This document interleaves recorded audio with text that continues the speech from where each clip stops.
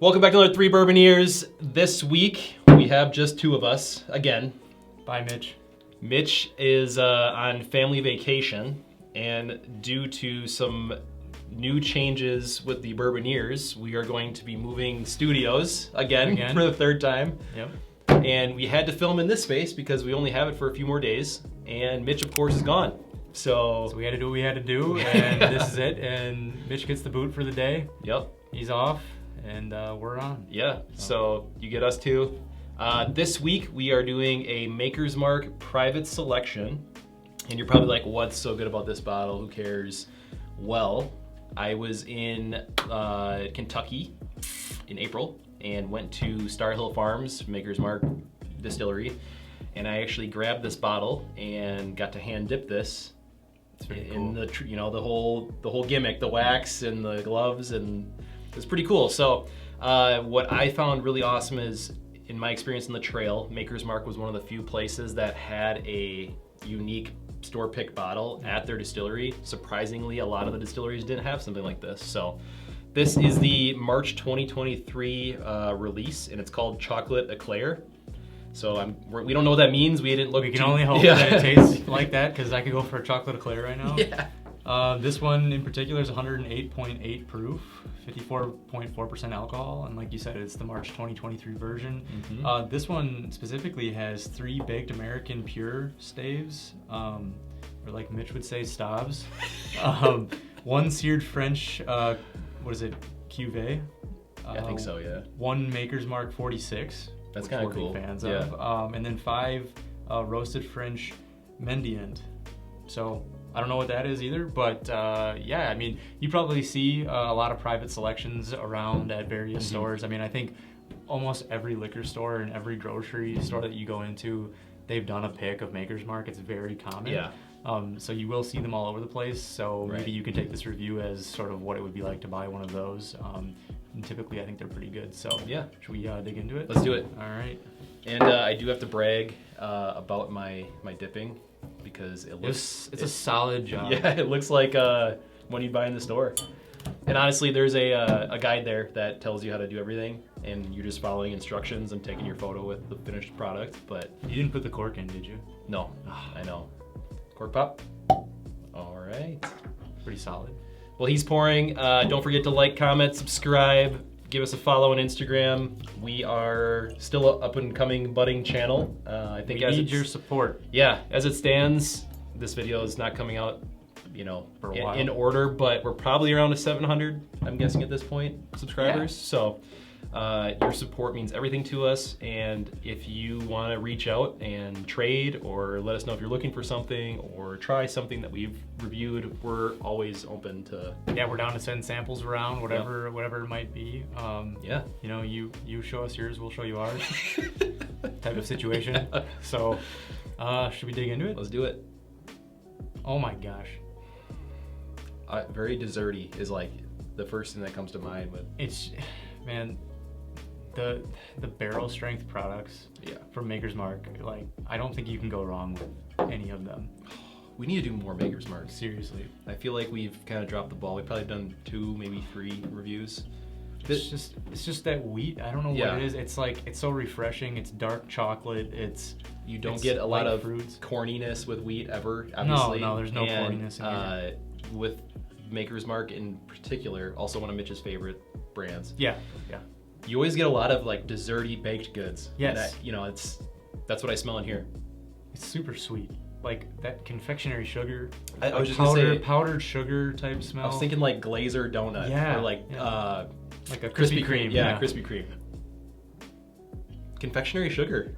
Yeah. It's like a donut shop with some dark chocolate finish. Walking into a bakery that does donuts. That's exactly what that is. Super sweet though. Just sweetness all around. That's pretty much all I'm getting from this. Maybe some light fruit. Yeah.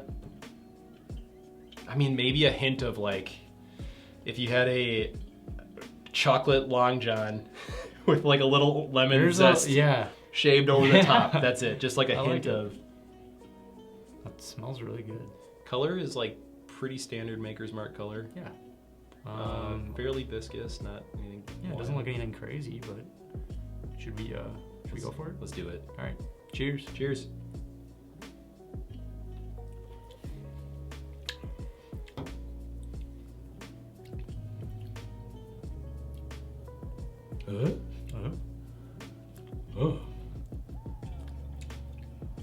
Really, really fairly long finish on that. It's still going. Yeah, it kind of caught me off guard.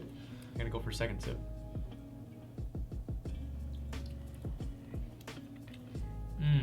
Upfront punch, and then it just slowly washes away, but it hangs on very faintly, but there's nothing overpowering or dragging along that's like burning. No Kentucky hug at all. To me, you're right. That punch up front is like the dark chocolate punch.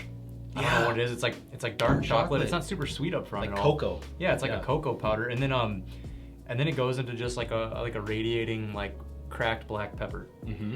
Not like overly strong. It's like a diluted cracked black pepper. I get a little nuttiness on it. Yeah, so when I came back to the nose, there's a little bit of like peanut shell bitter to it. Not like overwhelming by any means. It's not a bad peanut shell. It's not like is wild there, turkey. Though. It's just it's in the background for sure. So I have to say I do fall victim to hearing. We don't ever like to look at tasting notes beforehand on bottles because we think it clouds our judgment. Try not to. At least personally. Yeah. I don't know what it is about the chocolate eclair, but that cocoa is, and I don't even know if I'd call it chocolate eclair. I'm getting like Cocoa Puffs. No, to me it's not chocolate eclair at all. I don't. Yeah. Like it sounds like a fancy name, but like that dark powdered cooking cocoa. Yeah. That's kind of heavy, and it's like you wouldn't want to eat that by itself. Yes. Like if you put that on your tongue, you'd be like, whoa, which we've all probably done as a kid. Right? Yeah, you're like, oh, chocolate. And yeah, you think cocoa, and then you put it on your tongue, and you're like, yeah, it makes you cough a little. But it's almost like that. It's concentrated in here, but it almost in a good way, right? So it's just very concentrated and direct. It's that's the best way to say it. It's almost like a cocoa syrupy powder up front. Mm-hmm. A little bit of bitter nut on the tail end, which kind of falls in line with that dark chocolatey thing, and then it slowly tapers off. And I do get the pepper, but as it tapers off, it kind of, I don't know, it kind of just lingers as like burn. It doesn't really. It's almost like a jalapeno pepper burn. Oh, like yeah. After you've like eaten a jalapeno pepper, and then like 2 minutes later, you're like, I still taste that jalapeno pepper. I think you just nailed it on the head. Like that, it's not overpowering or uncomfortable. You're just like. That was something in there. Yeah, in that salsa and that bite, there was something. And then, the finish is a little bit bitter too. I think it goes into some bitterness, and I don't know if it's like a dark chocolate bitter, or if it's like a peanut shell bitter, but it's somewhere in that realm of things. But I mean, overall, it's a pretty enjoyable sip. I mean, should we just get into try by tonight? It's probably a quick video, but let's do try by tonight. When Mitch is in here, we get things done. So, yeah.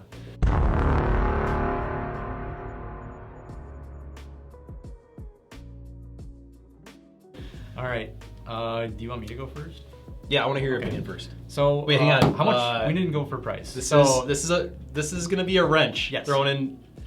One time I was on my bicycle and Taylor threw a pipe at me. And we were like 10 years old. Now you gotta describe this. It was a PVC pipe. I wasn't just out there hucking metal,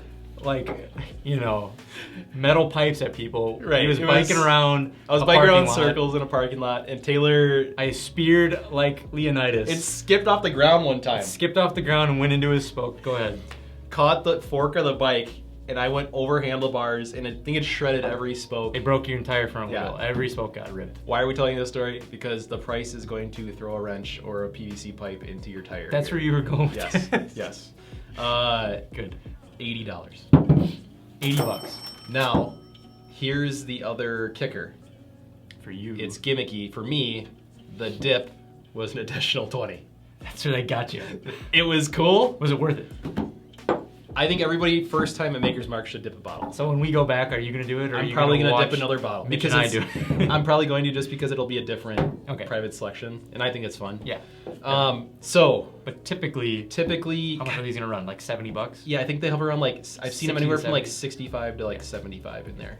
So 80 because it's a little. They always tack on $5-10 at the distillery. Right. So you probably paid a little bit more than what you guys would find in like your local store. Yeah. I would say.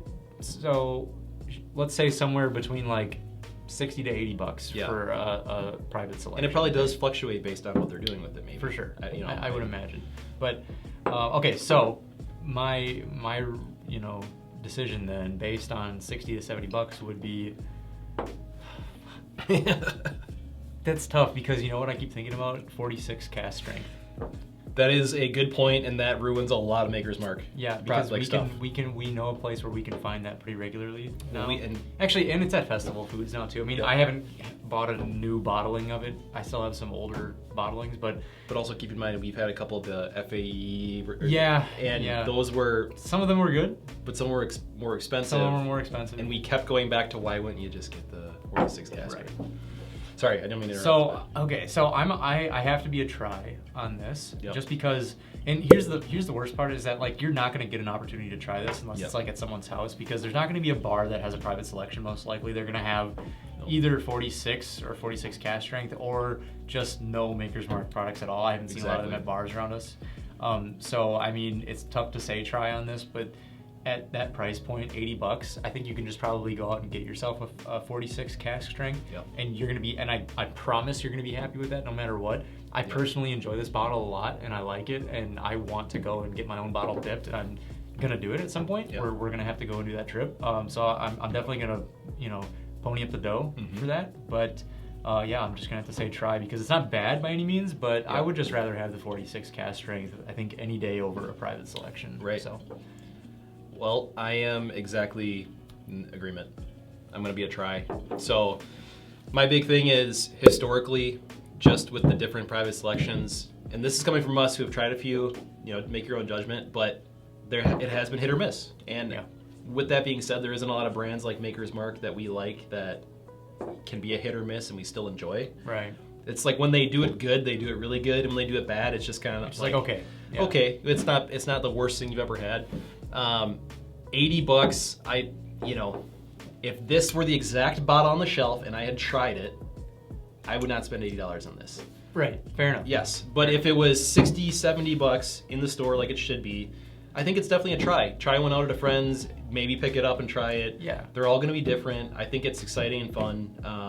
$20 for the dip is totally worth it. Do that.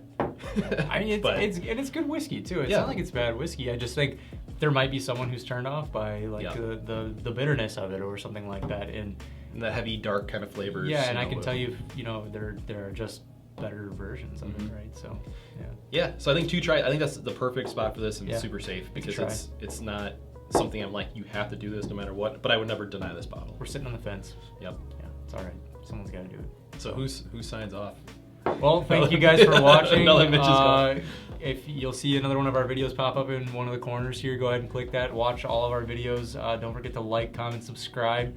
And please share this video with your friends, family. We need to ask that more. Yeah, send this video out. Help us out. That's a big deal. If we can start building our little community and having people start to share content, drop a comment down below.